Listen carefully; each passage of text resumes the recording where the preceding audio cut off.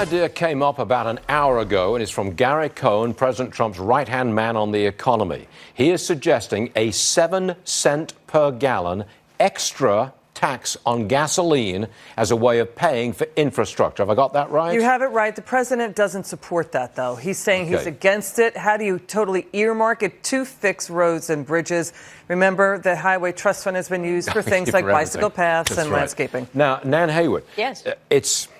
It's easy tax to collect. Sure. It's just at the gas pump. I mean, bingo. And, Stuart, in a way, it's very rational, right? It's like a user fee. Those who use the roads should be paying for the roads. That actually makes sense. But that kind of tax hits the middle class, hits working families, hits truckers. It's very politically unpopular for understandable reasons, but it gets at the point that actually rational taxation would make a lot more sense. Let's take away some income taxes and maybe allow this kind of use of taxation instead of having compulsory redistribution, but at the end of the day, which is what we have now. You don't think that this gas tax No, sticks? sir, I don't, unfortunately. Politically, it's not flying. Politically, it won't. If it were combined with tax relief for everybody broadly, and then we say, look, we're going to pay for roads separately, I could see it, but not right now. Okay, now that's gas tax and infrastructure. Now let's deal with the budget. Congressman Jim Renacci joins us now, Republican from Ohio. He is on the House Ways and Means Committee.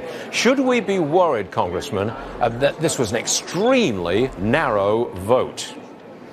Well, I think anytime, Stuart, you're looking at a budget and people have to put votes up here in Washington, they're going to make decisions and they're going to want to be accountable to the people back home. So we're looking at a Senate budget. It has a $1.5 trillion hole in it.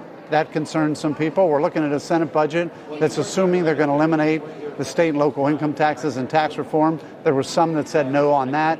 But in the end, Stuart, what I tell everybody, these budgets never get followed anyway. If since 1974 we haven't followed a budget. And even when we balanced the budget in the 1996s, it was just luck because we had the tech boom, which just blew up the revenue to where we were growing it 5.5 and 6%, something we don't see anymore. We're lucky to get to 3. Okay, what's the chances of saying, no, we're not going to touch 401ks. No, we're not going to end the deduction for state and local taxes. No, we're not going to claw back any more money from anybody. What we're going to do is cut business taxes and personal taxes, and growth will pay for it all. Any chance of that happening? Well, I wish that was the case. I'm actually a supporter of that because anytime you put some other things, you're just pushing the burden somewhere else. Again, so I've said all along, tax cuts shouldn't be paid for. We need to be looking at our expenses. We need to be looking at what's driving the debt, which is our mandatory spending. I continue to say that all the time. Until this Congress or past Congress or future Congress start to deal with mandatory spending, we're never going to be able to balance it. But isn't it bedrock republicanism? You cut taxes, you grow the economy, pays for itself. Which section of the Republican Party is going off base here?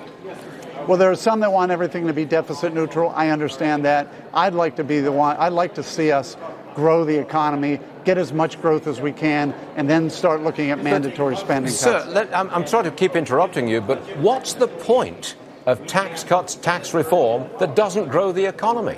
If you claw back more money, give some here, claw it back there, you don't stimulate the economy. I agree with you. But look, we do have some deductions that we need to look at. Again, when you double the standard deduction, Stuart, 95% of the people will not be itemizing anyway. Now, I realize there's some heavy states with heavy taxes, but I think we need to look at the legislators in those states. Why are those state taxes so high? We are overtaxed in this whole country, and we need to start looking at local taxes, state taxes, but the federal government shouldn't be subsidizing some of these states. So I'm a big believer. Let's change the standard deduction. Let's eliminate some of these deductions that pick winners and losers. In the end, let's simplify things for the American people, lower their taxes, and lower the business tax. Sir, I've got about 40 seconds left. I want you to tell us what it was like on the floor of the House right towards the end as the vote was getting real close to ending the vote. Was it chaos? Horse trading, sausage making, all over the place. Well, one thing I will tell you after being here for 6.5 years, Stuart, is that vote probably would not have went to the floor if there weren't enough votes to pass it. That's only happened one time since I've been here. The whip is pretty good at making sure there's enough votes. And I'm pretty sure that when we walked on that floor, although it was going to get tight, there's some people wait at the end, but there was enough votes to pass it. Jim Renacci, I want to thank you very much for being on the show so frequently to guide us through the budget and the tax cut whole idea. And we do hope that we'll just cut taxes and grow the economy to pay for it. Jim Renacci, everyone, good man. Thanks for joining.